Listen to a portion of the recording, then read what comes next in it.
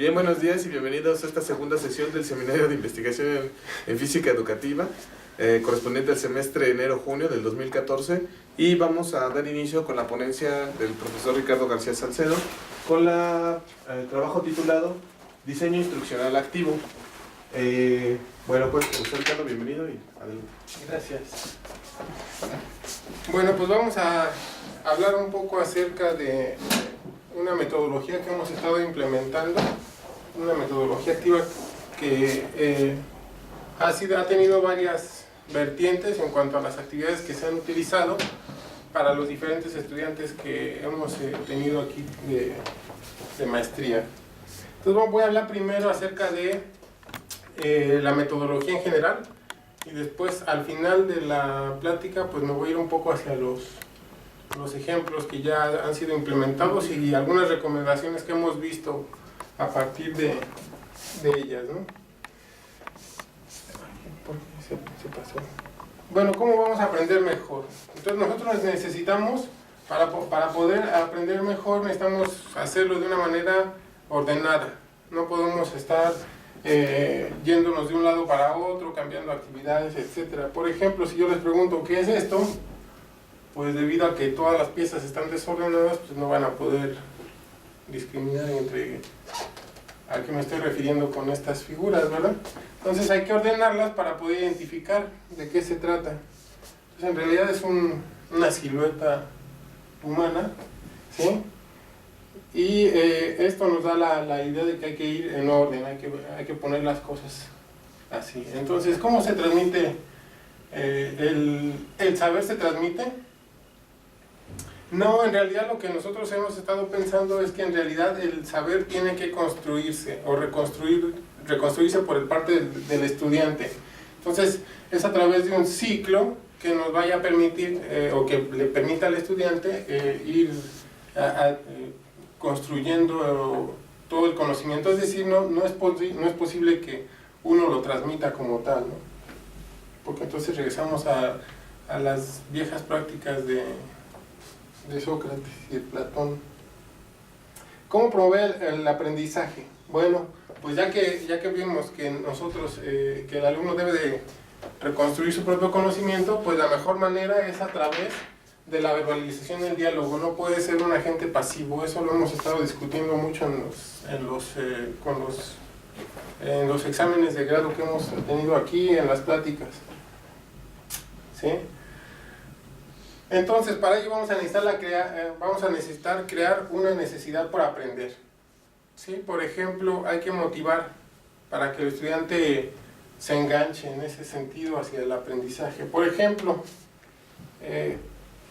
si yo les digo que esto es una imagen en 3D, bueno, pues todos sabemos que sí, porque finalmente son dos fotografías de un mismo objeto tomadas desde dos ángulos diferentes, que es de la misma forma en la que trabaja la visión humana, ¿no? Entonces, si ustedes hacen el visco, entonces se darán cuenta de que efectivamente aparece la imagen tridimensional, ¿no?, de ese objeto. Entonces ahí es cuando el estudiante, si por ejemplo quisiéramos dar una clase de cómo es que se generan estas imágenes en 3D, bueno, ahí le creamos la necesidad y va por aprender. ¿Y cómo se hace? ¿Cómo se obtiene esa imagen, no?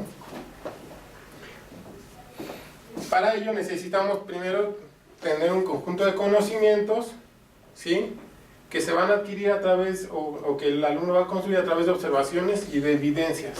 Por ejemplo, una evidencia o un experimento que nosotros podemos utilizar en alguna estrategia para algún cierto tema de física es, por ejemplo, cómo distinguir un huevo duro de uno cocido.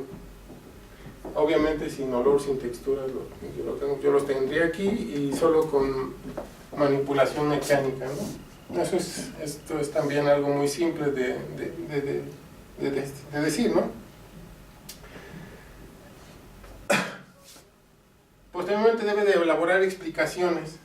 En este sentido,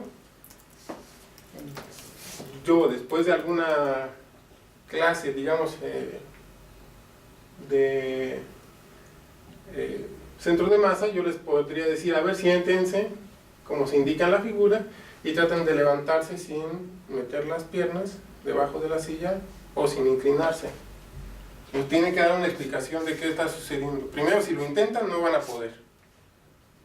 Y segundo, explicar la razón por la cual no sucede, que se puedan levantar, por mucho esfuerzo que hagan. ¿Okay? Finalmente, hay que llegar a un modelo o una representación del fenómeno que estemos estudiando. Por ejemplo, si queremos ver la parte de la refracción de la luz, entonces, por ejemplo, tenemos un modelo en el que tenemos una mancuerna que podemos hacer girar en una mesa en donde la mitad de la mesa esté cubierta con un mantel y la otra no. Entonces, eso nos indica a nosotros que tenemos dos medios por los cuales se va a rodar la mancuerna y por lo tanto dos velocidades diferentes, que es en realidad el fenómeno de la refracción. Entonces, más o menos hemos visto cómo para todo podemos encontrar incluso un experimento, ¿no? Entonces, en realidad, con estas bases, y ahora vamos hacia las bases didácticas, nosotros propusimos en el 2009 un modelo de planeación que vaya así en orden, que lleve varios tipos de actividades, ¿sí? Y ese está basado en un modelo de un inglés, en el que primero tenemos la orientación hacia el estudiante, hacia lo que queremos enseñar. Después, tratar de sacar las ideas que el estudiante tenga, eso es lo que menciona él, y después hacer una etapa de reestructuración de ideas, así con todos estos puntos que se tienen ahí, para al final aplicar lo que se ha aprendido y hacer una revisión. Este modelo fue muy hace algunos cuantos años, en el 87, pero por ahí del 2002, San Martín, española, retomó este modelo para solamente proponer 4 etapas, y estas etapas son una exploración inicial de lo que conoce el estudiante, introducir nuevos puntos de vista o nuevos conocimientos, hacer una síntesis de lo que ha aprendido y finalmente una aplicación. Todo ello yendo desde algo muy concreto y muy simple, un fenómeno de la vida cotidiana, algo que observen de manera regular y que vaya aumentando en grado de abstracción, pero además en grado de complejidad, ¿sí? Es decir, la introducción de los puntos de vista ya van cada vez más abstractos y más complejos hasta que llegue a la parte de aplicación, en donde ya se puede hacer desde la parte simple hasta la parte compleja. Eso depende del grado de profundidad que vayamos a ver el tema. Entonces, las actividades de exploración inicial que nosotros proponemos deben ser situaciones reales, concretas y simples. Eso es para que el estudiante conozca, ¿sí?, el problema objeto de aprendizaje y para que exprese ideas y conocimientos previos. Posteriormente vamos a las actividades de introducción de los nuevos puntos de vista, y estas son actividades particularmente experimentales que nos lleven a ver cuáles son las variables del fenómeno. Entonces ahí es donde se puede construir ideas coherentes con las científicas, planificar tareas a realizar y comunicar ideas. Posteriormente vamos a las actividades de síntesis, en las que están orientadas a la sistematización y estructuración de los nuevos aprendizajes. Sí, en estas actividades el alumno debe de tomar conciencia de lo que ha aprendido, es decir, interiorizarlo y tratar de expresarlo él mismo para ver que efectivamente lo ha comprendido. Y las actividades de aplicación es para aplicar todo lo que ya construyó o reconstruyó de conocimiento a situaciones reales, que pueden ir desde la parte muy concreta, abstracta, ahí ya depende del grado de profundidad, ¿no? Entonces ahí es cuando utiliza el nuevo aprendizaje para la interpretación de otros fenómenos relacionados o reconocer cambios y plantearse nuevas preguntas. ¿Sí? Entonces, ¿qué tipos de actividades vamos a poner en cada una de estas etapas? Bueno, hay diferentes. Están como DePro en el 99 propuso. Existe la exposición por parte del profesor, exposición de cátedra, trabajo del grupo completo, etcétera, ¿no? Hay diferentes tipos de actividades, ¿sí? Y estas actividades pues deben de llevar un objetivo, deben de tener unas características, ¿sí?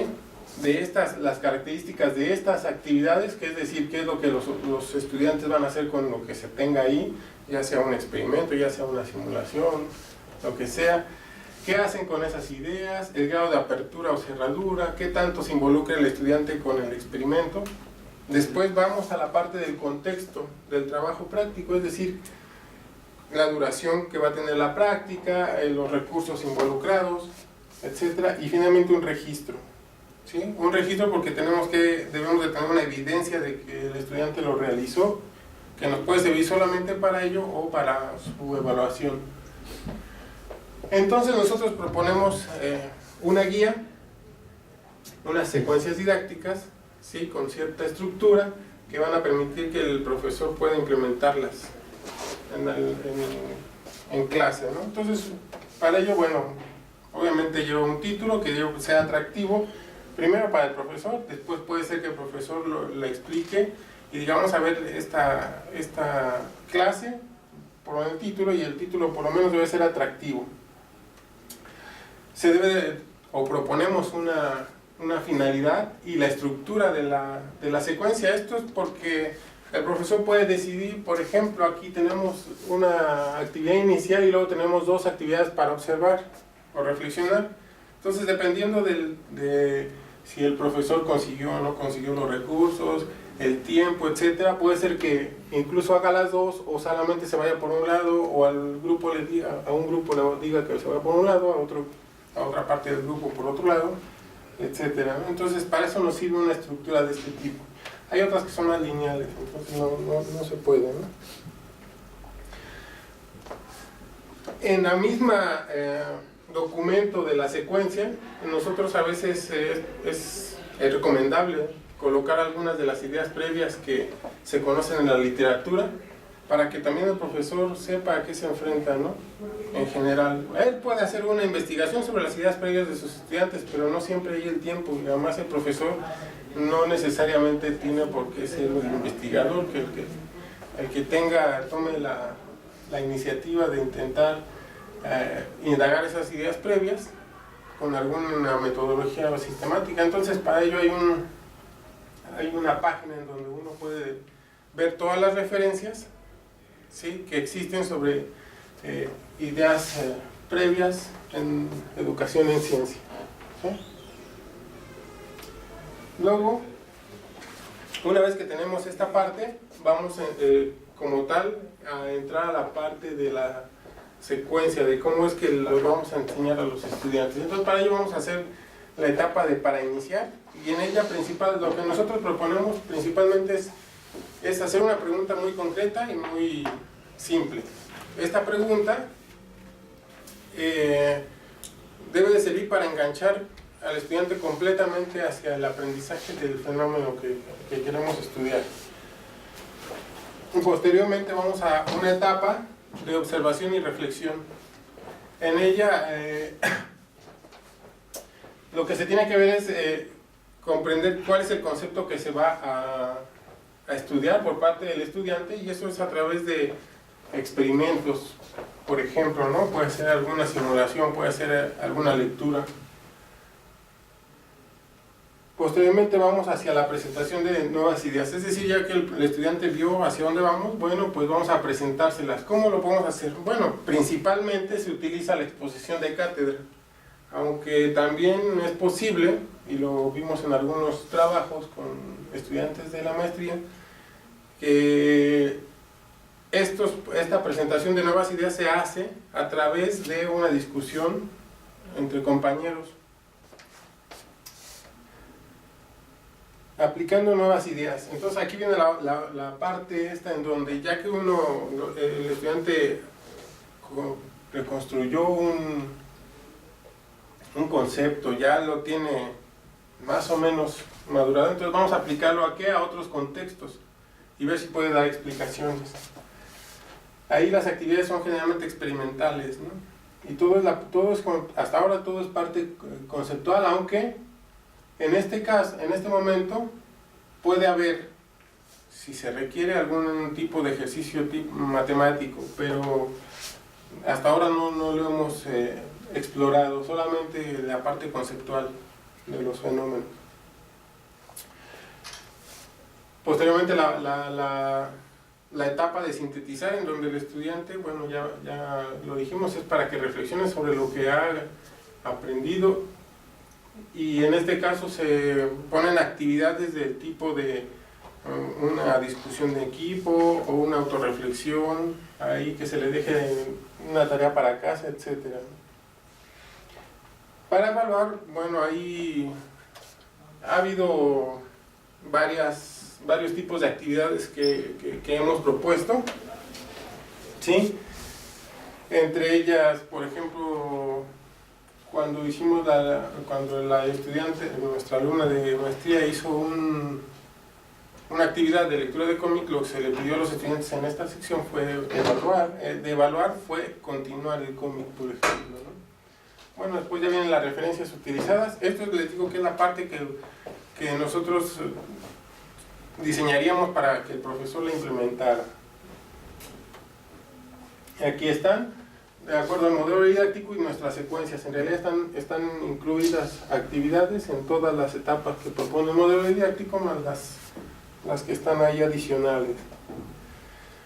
Ejemplos, pues hemos tenido por lo menos estos 3 ejemplos, en realidad 4, porque también la tesis del maestro David Carrizosa, en la que utilizó una técnica de video. Sin embargo, no voy a hablar de ella por ahora, pero bueno, por lo menos Silvia en el 2012, Julieta en el 2013 y ahora Diana López, mediante esta secuencia, este diseño, esta planeación didáctica, han estado utilizando diferentes recursos. Por ejemplo, Silvia utilizó cómic, Julieta utilizó recursos web y Diana ahora está utilizando simulaciones interactivas. En el caso de Silvia, el cual ya está publicado un artículo, pues aquí tiene sus etapas. Lo implementó en bachillerato con el tema de circuitos eléctricos. Aquí solamente utilizó experimentos de mesa, digamos, con dispositivos simples de conseguir, y la lectura de un cómic, y al final con la evaluación, como les comenté hace rato, bueno, ella les pidió que continuaran el cómic porque se quedó en la etapa en que la lectura continuaba hacia la parte de circuitos eléctricos, pero ya no se las dio a leer, y entonces ella les propuso que continuaran el cómic para la exposición de circuitos eléctricos, con resistencias y ya circuitos en serie y en paralelo y mixtos. ¿La maestra hizo el cómic o los muchachos hicieron el cómic? No, el cómic se tomó, ya está diseñado. De hecho se hizo incluso se tomó el cómic de Jean-Pierre Petit. Todos estos están en línea, uno los puede descargar gratis. Bueno, dice coopere, ¿no? Done. Pero bueno, los puede descargar. Y lo que hicimos fue primero dar una lectura para ver si efectivamente cumplía con lo que la profesora Silvia quería que los alumnos comprendieran. Entonces se hace incluso una discusión sobre la parte que leyeron los estudiantes. Y lo que dices que para la continuación, como que se quedaron en una parte y después... sí, en realidad, sí, estos están diseñados de tal forma que los cómics que diseña él son como de entregas semanales, y al final como que todas esas entregas las junta y está todo el cómic completo, ¿no? Entonces ella les dijo, bueno, lean la parte 5, 6 y 7. Una era correspondiente a qué significaba la diferencia de potencial, otra que significaba corriente y otra que era la resistencia. Y ya cuando iba a entrar a la lectura de los circuitos eléctricos, ya les dijo, no, hasta ahí no lean, y mejor hagan la continuación. De hecho ahí dice que estuvo muy bien porque los alumnos, algunos, lo que hicieron fue bajarlo, y si querían representar que estaba hablando un personaje, entonces lo cortaban el personaje de una hoja y lo ponían. Entonces iban con los mismos personajes, ¿no? Otros sí lo hicieron con personajes propios, ¿sí? y otros definitivamente, otro equipo definitivamente solo puso enunciados ahí para dar a conocer el tema de circuitos. Pero bueno, la tesis está ahí, si la quieres echar un ojo, está el artículo. Entonces aquí está más o menos descritas todas las etapas que se propusieron. En todas hay actividades de distinta naturaleza. Ella lo aplicó en 2 grupos, un control y un experimental, de 15 estudiantes y de 2 estudiantes. Y bueno, los dos en 8 sesiones, el grupo control 6 sesiones teóricas y 2 de laboratorio, el experimental 8 sesiones con todas las actividades que acabo de describir. Se aplicó un pretest, un posttest. La evaluación se obtuvo de un test validado, el SSE, y otras preguntas de otro artículo. Se calculó la ganancia de Hake y se aplicó un diferencial semántico para saber qué les había parecido la clase, en realidad la secuencia completa a los estudiantes. Los resultados están aquí, no voy a entrar mucho en detalles porque ya lo expuso la maestra. Pero bueno, aquí se ve claramente que hay una ganancia por lo menos más alta que el grupo control, ¿sí? Y de acuerdo al diferencial semántico que aplicó, en el sentido de ¿cuál es tu opinión sobre el empleo del cómic para aprender conceptos de física? Y ahí vienen adjetivos. Encontró pues que los estudiantes del grupo experimental lo encontraron divertido. Bueno, esta es una escala ahí que más o menos hicimos, pero mientras más cercano al 3, esto se cambió de escala, va de -3 a 3, donde el 0 representa pues ni bien ni mal, ¿no? Ahí más o menos. Entonces aquí lo que significa, aquí están los 2 adjetivos, y mientras más grande se acerca más al adjetivo de este lado. Entonces, por ejemplo, aquí lo encontraron divertido, aquí lo encontraron pues relativamente medio, aunque tendiendo hacia un poco difícil. Aquí lo encontraron útil, aquí lo encontraron pues que no le encontraron importancia a la forma en que se puso, al empleo de un cómic. Aquí lo encontraron comprensible. Aquí pues no les consumió mucho más tiempo del que normalmente se consume, es decir, la lectura fue con un tiempo X, y aquí les pareció agradable, ¿no? La otra es el trabajo en el que se implementó también la misma estrategia, pero con otro tipo de actividades. En este caso fue de Julieta, en el 2013, del cual se está en preparación un pequeño reporte. Y en este caso, las actividades que ella propuso fueron una observación, ¿sí? Fueron unos experimentos ahí, en el que se incluye la pregunta inicial y la parte de nuestra secuencia para observar y reflexionar, una lectura de un libro que ella les puso ahí de la biblioteca, y un pequeño examen también como parte de esta etapa. Visitar una página web que ella misma diseñó. Claro que está muy sencilla, solamente implicó unas cuantas simulaciones que tomó y más bien lecturas. Un resumen colectivo de lo que habían visto en la página, una especie de juego.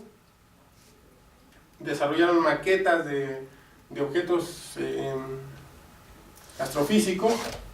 Visitaron de nuevo la página para hacer lecturas nuevamente, y finalmente, para sintetizar, fue una página mejor diseñada, que se llama Stellarium, donde pudieron hacer alguna visita y comentar en equipo. Entonces están ahí todas las etapas, y ella lo aplicó en un grupo de secundaria de 32 estudiantes. No tuvo grupo control, simplemente fue la estrategia como tal para ellos. ¿Sí? Se aplicó un pretest, un posttest de actitudes hacia la ciencia, y uno de conocimientos sobre cosmología y objetos astrofísicos, no validado, simplemente lo tomó de algunas preguntas que estaban en internet y de algunos artículos que había revisado. y lo que encontró fue una ganancia en conceptos de cosmología y objetos astrofísicos de 0.48 en este grupo.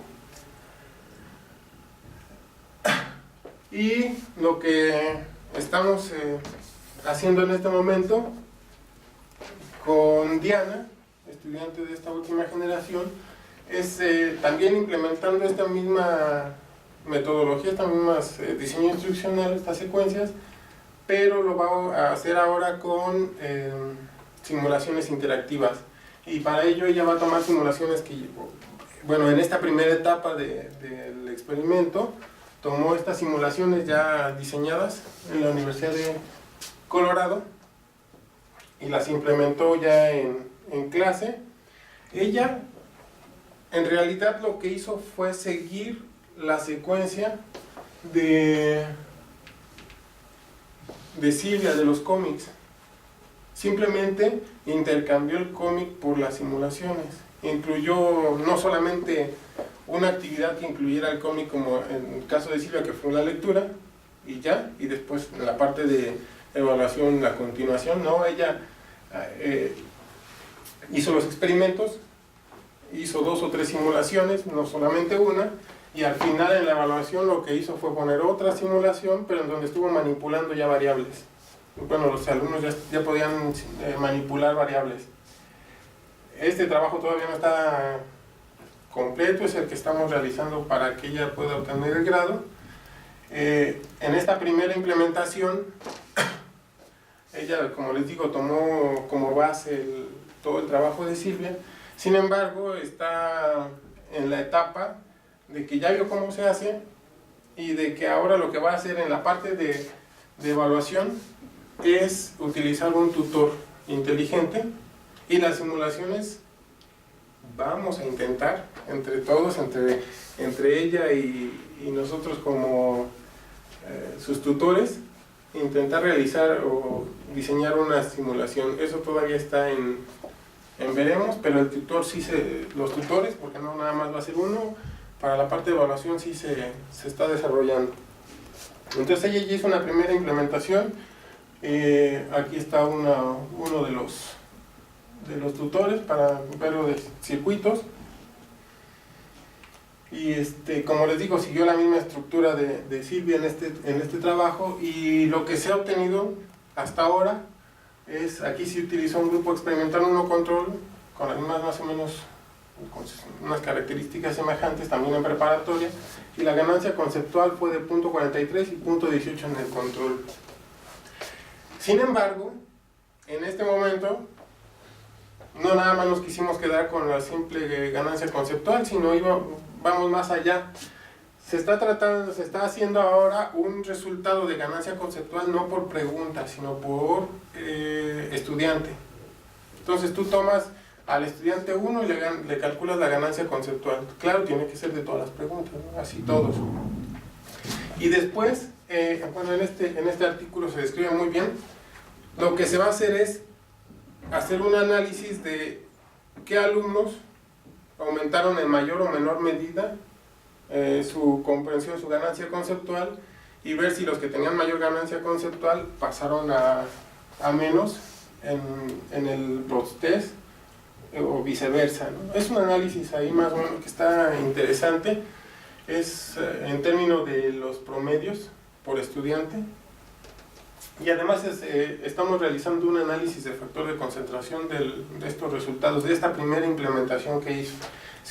Si los resultados salen adecuados, bueno, puede servir para un reporte, si no, bueno, nos va a servir como práctica para ahora que ya haga su implementación para obtener el grado con los tutores.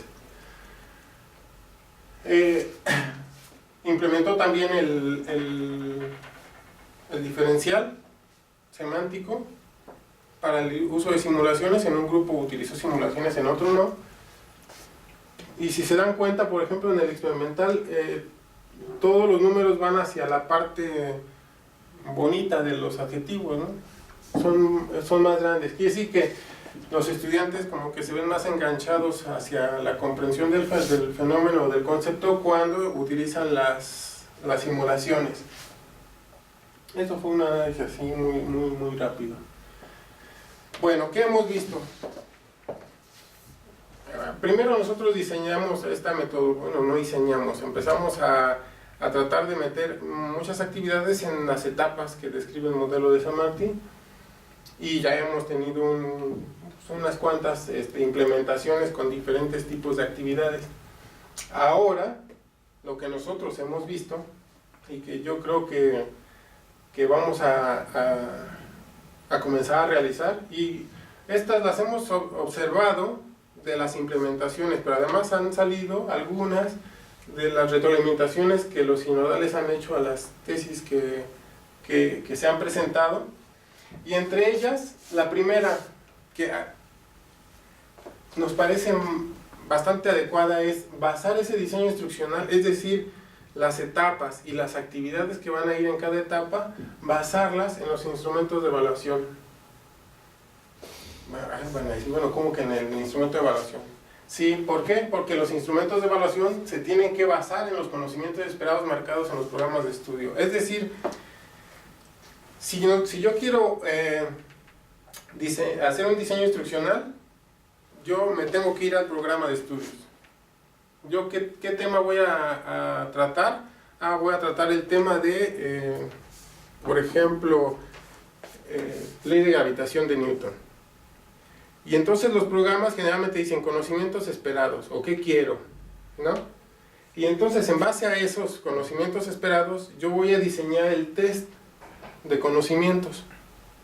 ¿Sí? Es decir, si el programa dice comprender la razón inversamente al cuadrado de la gravitación, entonces yo debo de preguntar o hacer preguntas conceptuales en ese sentido. Entonces el instrumento de evaluación conceptual lo voy a basar en los conocimientos que espera el programa. Pero además, una vez que yo sepa cuál es, entonces debo de decir, bueno, ya tengo aquí las preguntas que voy a hacer.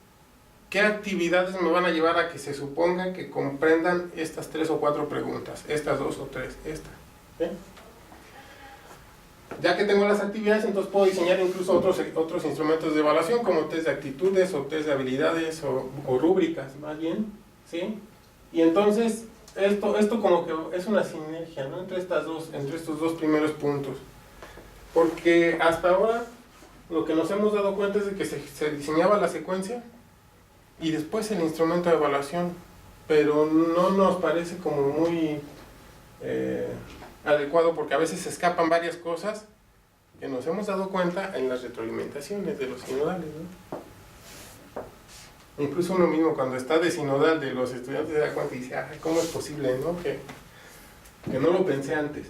Entonces, esta es una muy buena estrategia que nosotros pensamos empezar a manejar. Las actividades que se propongan, pues ya no hay que estar pensando y lo hemos comentado en muchos de los exámenes, ya no hay que estar pensando en tener grupos control, sino más bien en tener grupos que tengan distintos tipos de actividades, pero que todas estas actividades tengan preponderantemente participación activa de los estudiantes. Y entonces mejor comparar entre dos tipos, dos secuencias, dos diseños instruccionales, que los dos sean activos, pero que tengan sus diferencias, ¿no? Para no caer en cuestiones estas de por qué uso un control que no va a aprender bien con uno que sí se supone que va a aprender mejor, ¿no? Otra cosa que hemos platicado es que debemos de evaluar ganancia conceptual, pero además retención, y además habilidades y actitudes, y quizás llegar a la observación cualitativa de lo que está sucediendo en el salón, pero eso no lo hemos hecho hasta ahora. Solo en unas partes, o no tan sistemático como se supone que tendría que ser, ¿no? La incorporación. Otro punto importante, muy importante, es que hasta ahora solamente nos hemos ido hacia la parte conceptual. No hemos manejado el hecho de que si ya comprenden el concepto, ahora cómo lo llevamos hacia que comprendan el modelo como tal. Es decir, la matematización de lo que se está comprendiendo como concepto. Eso no lo hemos hecho hasta ahora. Y lo puse en amarillo porque pues creo que es importante, y creo que incluso dentro de este tipo de diseños instruccionales, pues ya debe de ir a alguna etapa en la que lleve esta parte, ¿no? De resolución de problemas, ya sea en clase o en los exámenes. Porque, bueno, se pueden hacer resolución de problemas en la parte de presentación de nuevas ideas, ¿no? Con una exposición de cátedra del profesor, pero, y eso porque al final, por muy bonita que esté una secuencia para aprender el concepto, lo que he visto de nuestros estudiantes de maestría, lo que yo he visto es que ellos dicen, bueno, ya saben el concepto, pero yo tengo un examen departamental que aplicar, y ese examen departamental me dice que tiene que hacer un problema de números, ¿no? Entonces eso es lo que hay que empezar a hacer, la incorporación de estas estrategias de resolución de problemas. Y algo también muy importante es una retroalimentación del profesor al diseño, tanto en los instrumentos de evaluación como en la implementación. Es decir, ahora que Diana hizo esta preimplementación de algo que ya se había hecho, Silvia, pero con otro tipo de actividades y con otro tipo de recursos, ¿sí? Pues se dio cuenta de que había ciertas falencias en cuanto al diseño que había propuesto Silvia, en cuanto a los instrumentos de evaluación. Entonces todo eso dijo, no, es que esto no puede ser, es que esto así no es. Entonces esto es precisamente lo que deberíamos de hacer, ¿no? Hacer una preimplementación para que el propio estudiante se dé cuenta de en qué hay ciertos errores, ¿no? En todo el experimento. Entonces, hablando un poco de la estrategia de resolución de problemas, yo acabo de leer un artículo y quisiera explicárselo rápidamente, de una estrategia que me pareció interesante, y que si estamos hablando de que necesitamos actividades que promuevan la participación activa de los estudiantes, pues esta me pareció interesante y vamos a intentar implementarla ahora con Diana, ¿no? Y esto se llaman exámenes en 2 etapas. ¿Sí? Acaba de salir aquí en The Physics Teacher. Y esto es algo muy simple. ¿Sí? Esto es simple, es una técnica simple para introducir el aprendizaje colaborativo y una evaluación formativa en un examen, y proporciona a los estudiantes la retroalimentación específica inmediata, no necesariamente por parte del profesor, que a veces el profesor hace el examen, los da a los estudiantes, lo resuelven y solamente califica bien o mal, estás bien o mal, y casi por ahorrarse tiempo, no da una retroalimentación adecuada del examen. Entonces, con esta estrategia de examen en 2 etapas, el estudiante puede recibir una retroalimentación inmediata, pero digo, no por el profesor, ¿no? Y ahorita vamos a ver que de todas maneras o queremos averiguar si es realmente adecuada. Por ejemplo, lo que no supe, porque no la pusieron, Dan Schwartz escribió esta frase, ¿no? Si tú pides ayuda en un examen, pues estás copiando o te estás engañando, ¿no? Y si no pides ayuda cuando resuelves un problema real, ya cuando estás trabajando, pues eres un tonto, porque la cuestión es resolver el problema, seas tú solo o sea con un equipo de trabajo. Entonces, si esta frase es muy cierta, ¿por qué no hacer que los estudiantes también resuelvan un examen en equipo? Entonces, para ello, las 2 etapas de esta estrategia son: la primera es el examen en forma individual. Entonces tú le das el examen a los muchachos y lo resuelven en forma individual, y una vez que lo resuelven en individual, lo recoges y vamos a la segunda etapa. La segunda etapa es formar equipos de 3 o 4 estudiantes y que resuelvan el mismo examen o las mismas preguntas, pero quizá con otros tipos de ítems a resolver. Por ejemplo, en el ejemplo que viene en el artículo viene calcular la caída libre, y entonces calcule el tiempo de caída y por ejemplo ya en el de equipo se le pide realice la gráfica correspondiente al movimiento de distancia contra tiempo, ¿no? Por ejemplo, no necesariamente lo mismo, pero podría ser. Y entonces ahí se les dice a los estudiantes que el equipo no puede dar una respuesta si no se llega a un consenso de que todo está bien, ¿no? Entonces para ello se les dice a los estudiantes cómo es que van a hacer, ¿sí? Y porque hay quienes, según en el artículo les dice que hubo estudiantes que dijeron, pero si yo saco más calificación en el individual que en el equipo, ¿me vas a bajar puntos? Pues no, o sea, simplemente si sale mal la calificación del examen en equipo, pues no va a afectar tu calificación individual, es decir, se van a quedar con la más alta, ¿no? Al final de cuentas. Porque aquí lo que importa es la discusión que hay a la hora de estar resolviendo el examen en la parte de equipo, ¿no?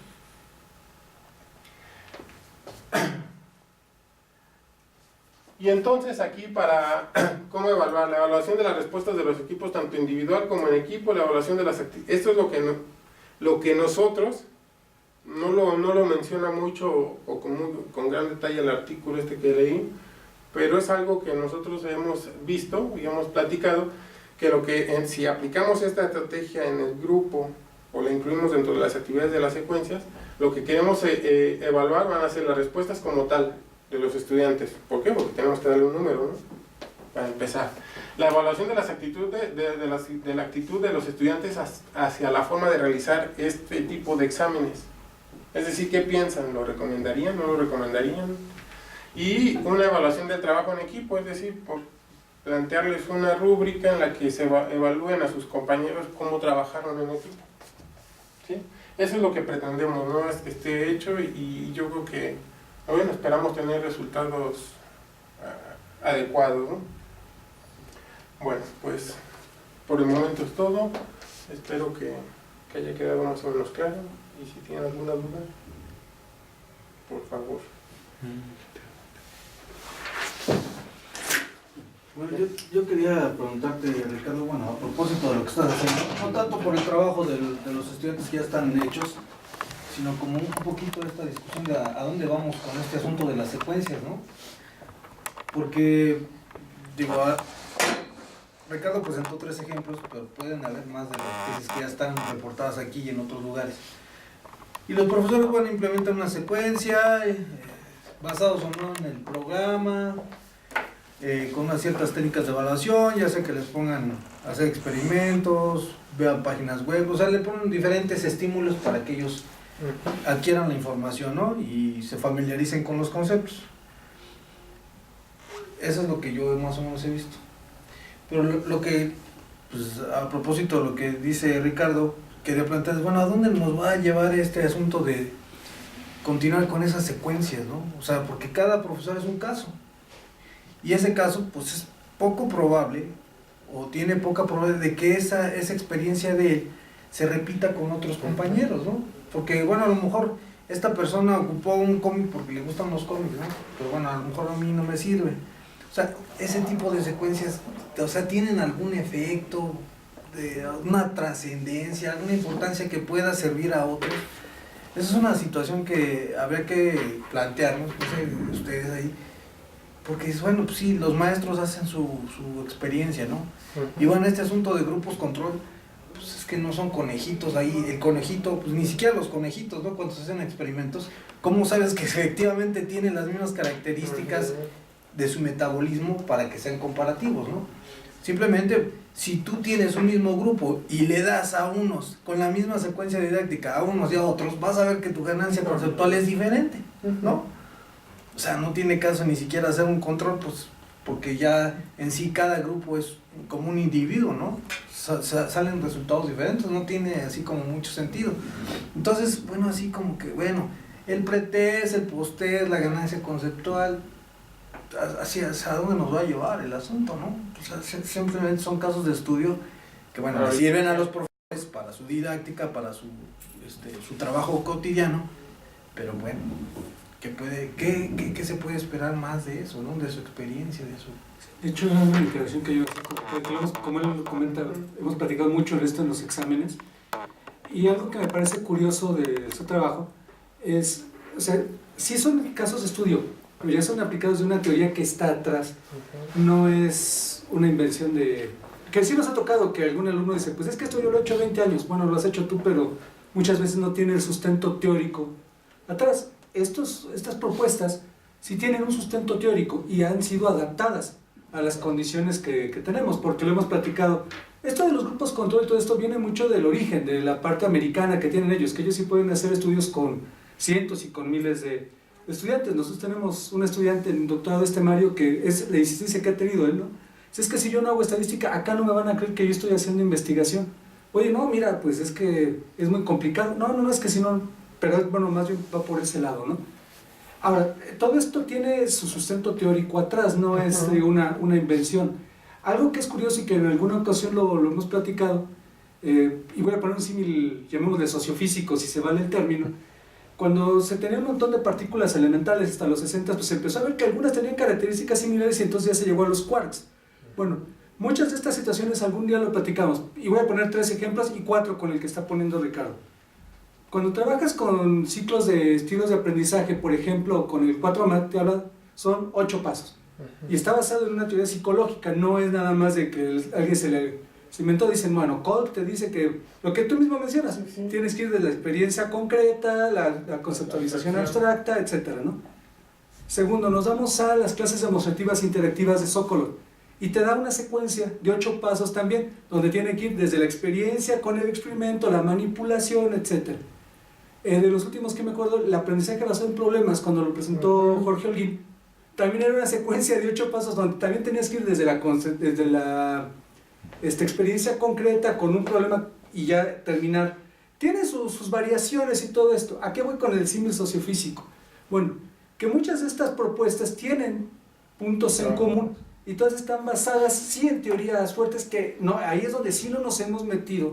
A ver, bueno, psicológicamente, sociológicamente, etcétera, ¿por qué? Que sería interesante estudiar, bueno, todas estas propuestas, qué tienen en común atrás? En la parte del sustento teórico, para entonces llegar, como dices, a que no sean únicamente casos de estudio, sino plantear, mira, en enseñanza de ciencias, en secuencias, en creación de secuencias, pues hay ciertos puntos que sí ya están basados hasta en neurociencias, en lo que sea, ahí no nos hemos metido, que yo creo que sería ideal, porque si no, pues sí, lo que estamos haciendo son pequeñas versiones, y variaciones que creo que son bastante enriquecedoras, porque bueno, esto que hicieron con Silvia de los cómics, pues es interesante, fue un recurso más. Cuando tú tomas, por ejemplo, en mi caso, que yo trabajé mucho con 4MAT, no te dice, usted tiene que hacer tal cosa en particular. Lo único que te dice, usted tiene que hacer una estrategia de tal manera que pueda involucrar a que los estudiantes participen. Así tan simple. Y dice, bueno, hay muchas, o sea, puedes ponerlos a hacer una discusión con una pregunta generadora, puedes hacer que vean un video y después lo discutan, una mesa redonda. Ahí es donde va la sal y la pimienta del profesor, ya aterrizándolo, para no quedarnos en lo que en otros exámenes hemos discutido, que nos podemos ir al otro extremo, a ser sumamente abstractos y que le digas tú al profesor de matemáticas o de física en la secundaria, pues ahí está mi metodología, pues es inaplicable, ¿no? Que eso pasa, y yo lo he comentado aquí en algunos exámenes, mi experiencia que tuve con Michael Roth, ¿no? Que dice, no, es que nosotros estamos haciendo la teoría quinta de la activación. Pues sí, eso, cuando yo le llego a mi profesor de física a ver actividad, dice, no es aplicable, ¿no? Entonces, llegar a ese sano balance creo que es otra de las etapas para cumplir con lo que tú comentas, ¿no? Hacia dónde vamos, o hacia dónde deberíamos de ir. Y algo que también comenta Ricardo acá, pues también nosotros nos hemos ido formando en esto, o sea, por ejemplo, esto de los grupos control nos ha llevado a discusiones bien fuertes aquí, ¿no? César, por ejemplo, tú lo has visto, él es de los que dice, tiene que haber grupo control porque casi tiene que haber grupo control. Y yo soy de los que si no a mí no me acaba de convencer, por argumentos muy similares, como el que tú mencionas, pues, por ejemplo, César en algún momento comentó aquí que, bueno, pues los estudios médicos, pues así se trabajan, ¿no? Eso, pues sí. Sí, pero la contrarrespuesta que no fue mía, sino ya lo tuve que reflexionar platicándolo, no me acuerdo con quién. Me dijo, no, bueno, pero es que en un estudio médico, pues si funciona el medicamento, a quien le dice el placebo al control, pues ya se lo das. Y a un grupo de estudiantes, pues ese grupo control ya se te fue, ya no le puedes volver a aplicar la estrategia. Entonces, bueno, pero es una discusión inacabada todavía, ¿no? Y hay quien te lo argumenta, estudiantes nuestros que siguen trabajando, Manuel Sandoval, Pilar, de San Luis, ¿cómo se llama? Pilar Suárez. Ellos te dicen, no, yo lo tengo que hacer con grupo control porque si no, Dice, así si no avanza la ciencia, como diciendo, pues nos tenemos que llevar entre las patas a alguno. Yo no estoy del todo de acuerdo, pero es una postura, ¿no?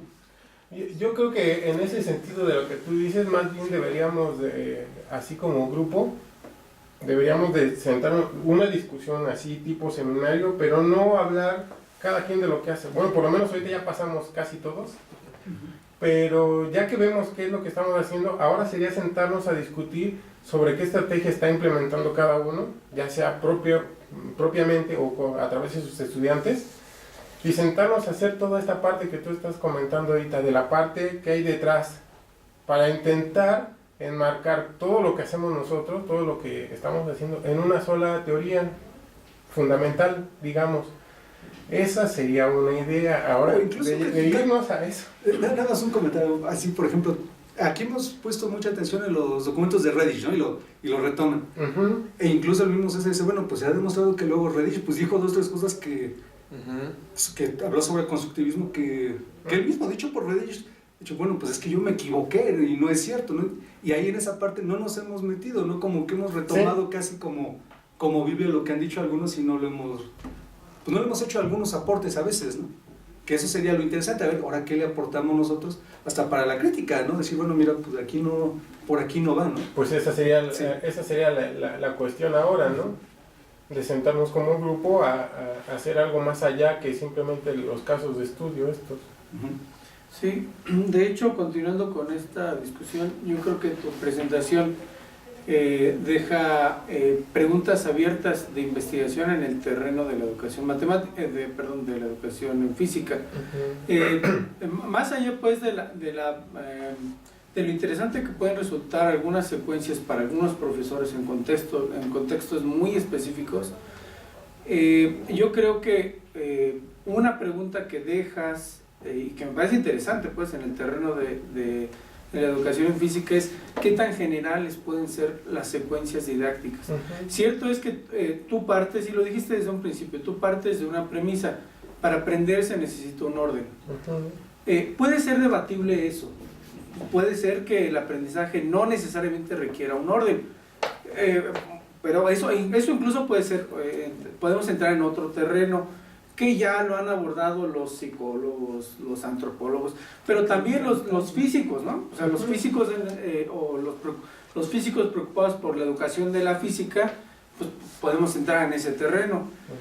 Los matemáticos educativos también lo han hecho, entonces ese es un terreno que podemos entrar, porque parece que el fenómeno, que la naturaleza de los objetos que nosotros estudiamos como educadores en la física son distintos de los educadores en matemáticas. Por ejemplo, para nosotros es muy importante como físicos que el estudiante explique un fenómeno.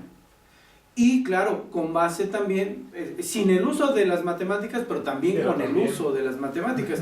Quizá esa explicación del fenómeno no puede ser tan importante en otras disciplinas. Pero bueno, tú partes de esa premisa.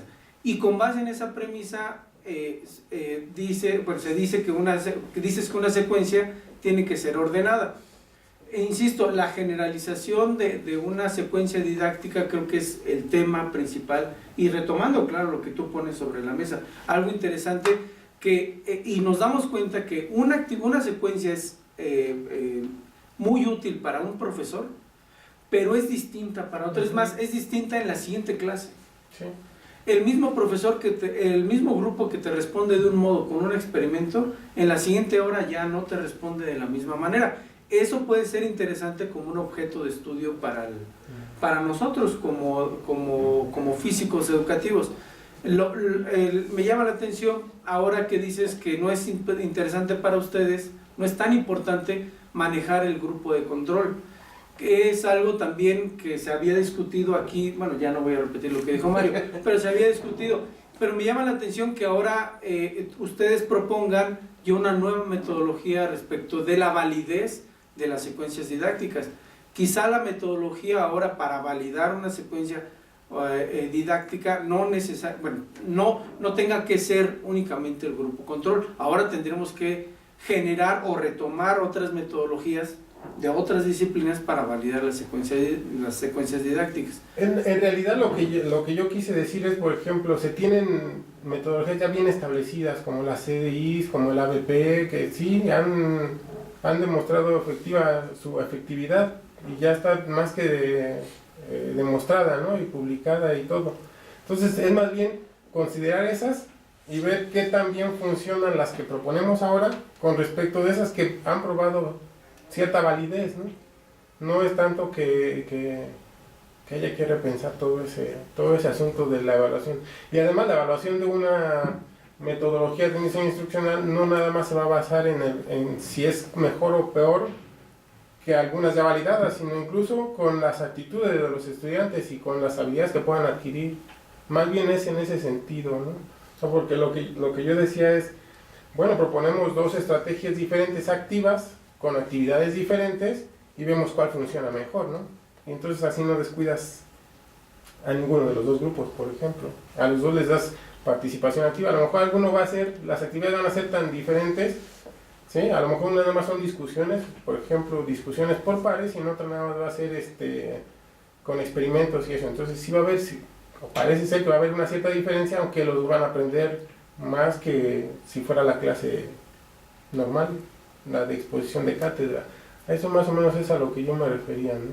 Sí, pero insisto, eso abre preguntas respecto de la naturaleza de la validez de las secuencias o de este tipo de actividades. Al no tener ya un grupo de control, entonces ya se tendrá, insisto, esto es abierto, eso es lo que yo estoy diciendo, pues, que lo que entonces se puede proponer a raíz de esta metodología o de esto que tú estás proponiendo, pues entonces es preguntarse sobre la naturaleza incluso del propio aprendizaje. Si en una secuencia tú utilizas una estrategia y en otra de distinta forma, pues bueno, entonces vamos a preguntarnos qué caracteriza el aprendizaje en sí, estas tienes que caracterizar las dos. Que esa es una pregunta que puede servir incluso para un grupo de investigación en educación de la física.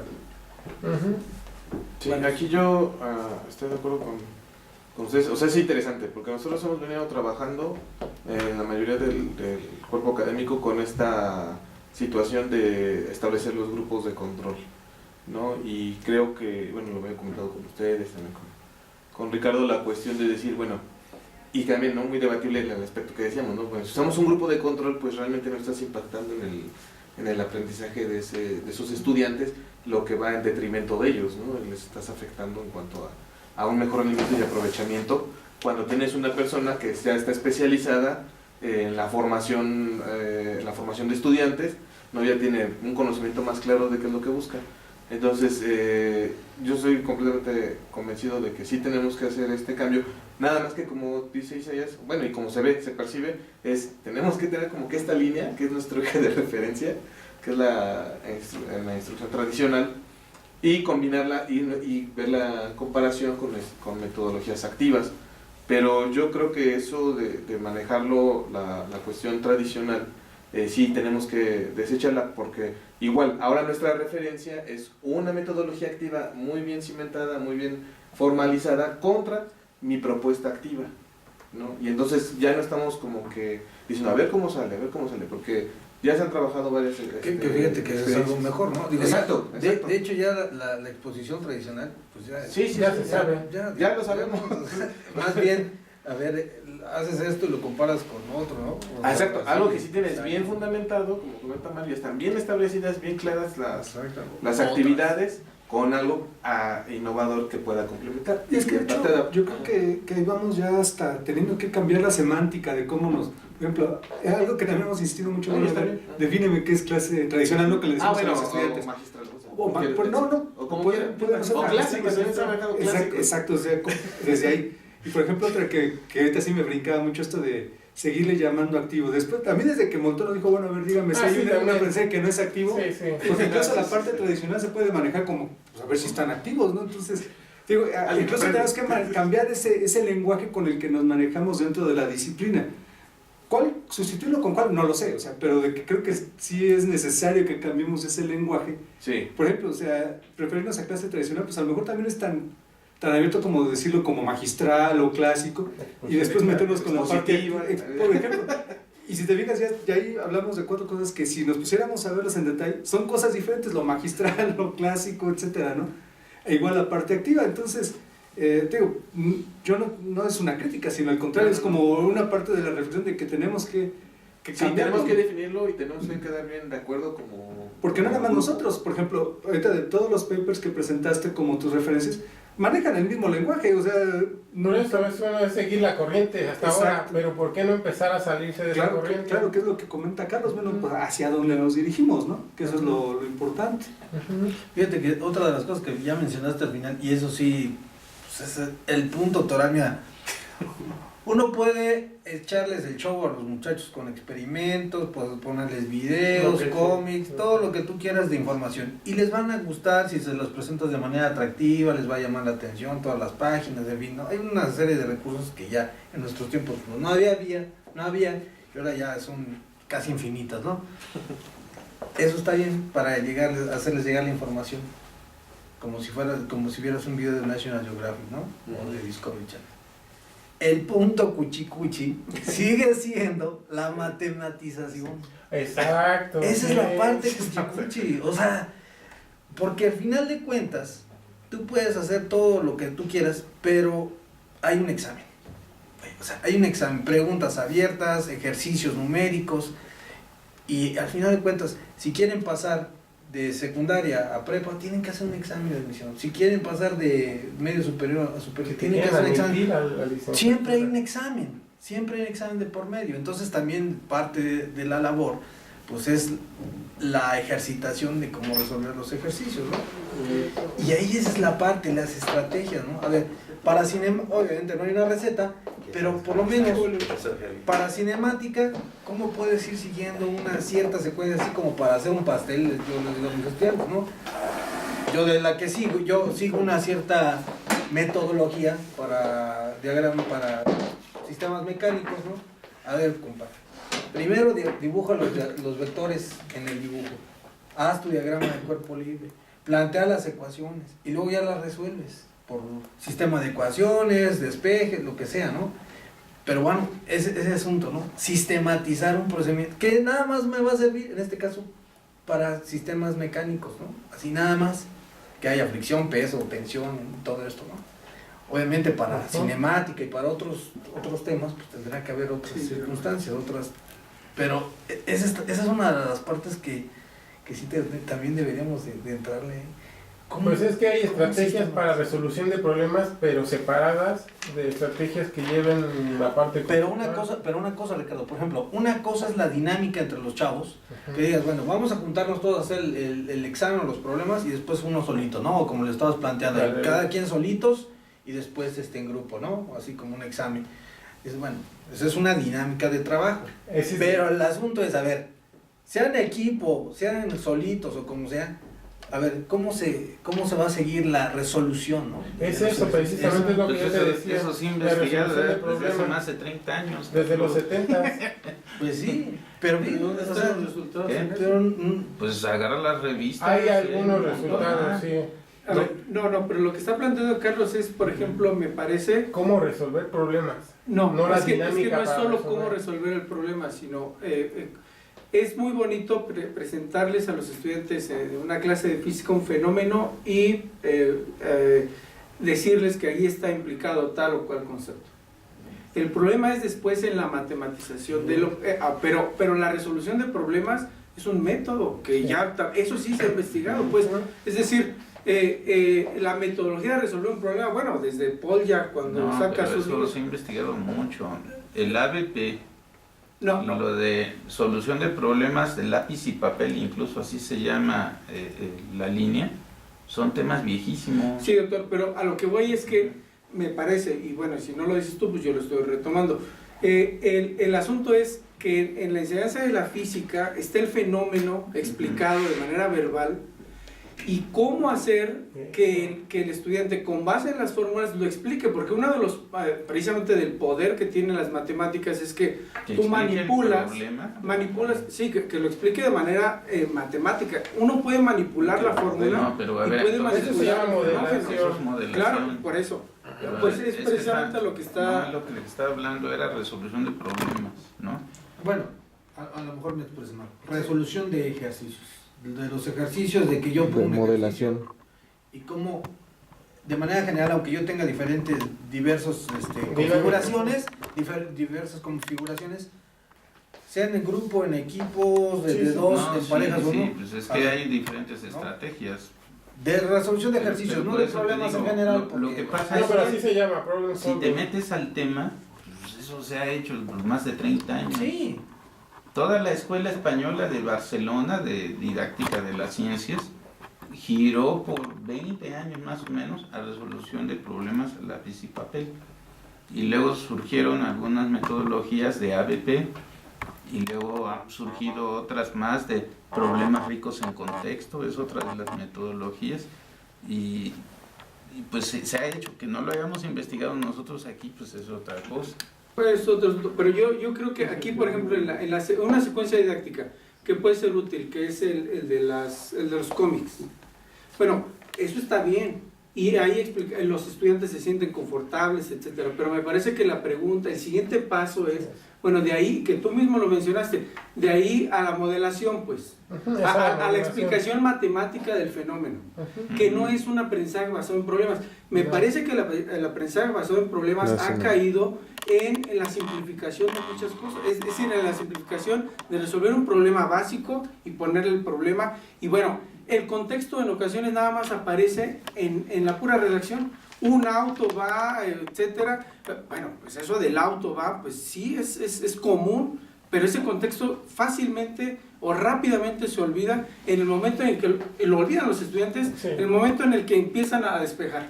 Ahí ya no está el auto que va, ya se les olvida. Ese es el problema que me parece que pone sobre la mesa Carlos, que bueno, o si no lo pones, insisto, yo lo estoy retomando, que también surge a raíz de lo que dice Ricardo. Un dibujo puede ser bastante útil, y yo no lo niego.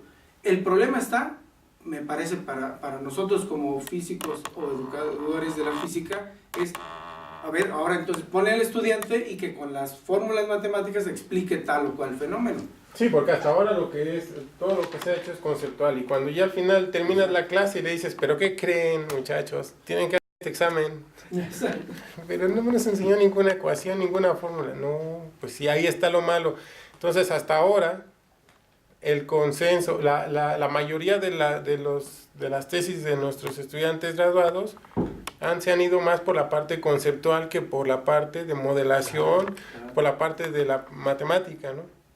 Y lo que yo estoy poniendo, al final, lo que estoy poniendo sobre la mesa es que hay que ir más allá todavía. O sea, si vas a diseñar una secuencia o un diseño instruccional que te lleve a la comprensión de un concepto, pues ahí métele algo para que haga una modelación simple, para que vea la relación entre variables, para que empiece a resolver problemas. Aquí yo simplemente, lo que yo estoy planteando, lo que quiero hacer primero es una dinámica, no es tanto un método de resolución de problemas, es una dinámica para ver cómo resuelven.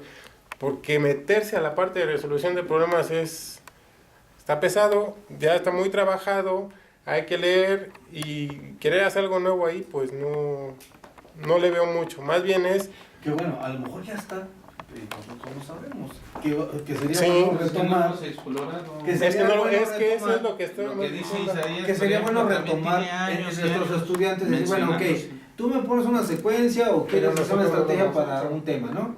Bueno, en particular, ¿cuál es la estrategia que le pones a tus estudiantes para hacer este tema, ¿no? Los ejercicios de este tema, Ujú. la Eso es lo matematización, que el modelado. hace falta. A ver, dinos tú, porque como la maestra que hizo lo de cosmología, está padre que los chavos vayan a ver las estrellas al cielo, que vean por telescopio, que vean un video, que vayan al planetario, que se metan a esta página de exploración. Eso está muy padre, está bien.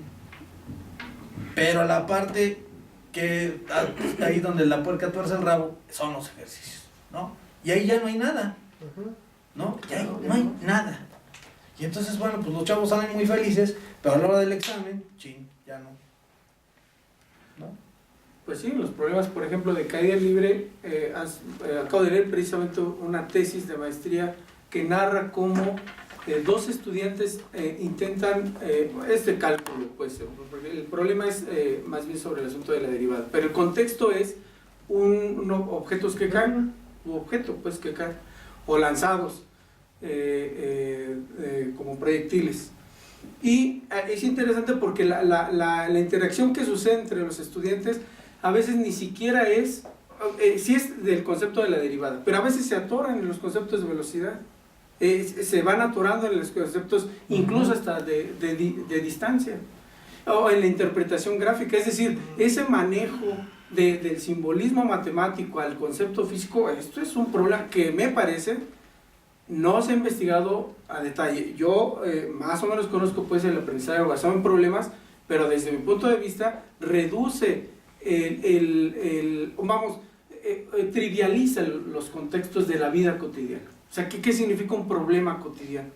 ¿Qué significa un problema cotidiano? Será para nosotros es atravesar una calle o no es un auto que va a tal velocidad en una carretera, etcétera. Eso me parece que puede ser algo interesante de ver pues en nuestra disciplina. Bueno, pues esto finalmente se queda ahí el hecho de que hay que ir un paso más allá, ya sea en nuestras propias investigaciones o a través de nuestros estudiantes, pero sí hay que ir pensando en cómo ir introduciendo una parte de modelación, quizá, más que resolución de problemas, es de modelación. Una vez que comprenden el concepto, cómo llevarlo a la expresión matemática. Por supuesto, como hemos tenido casi tesis de secundaria prepa, bueno, pues para ese nivel nada más, ¿no? Bueno, pues, no sé. No sé, ¿alguna otra pregunta? ¿Observación? ¿Comentario?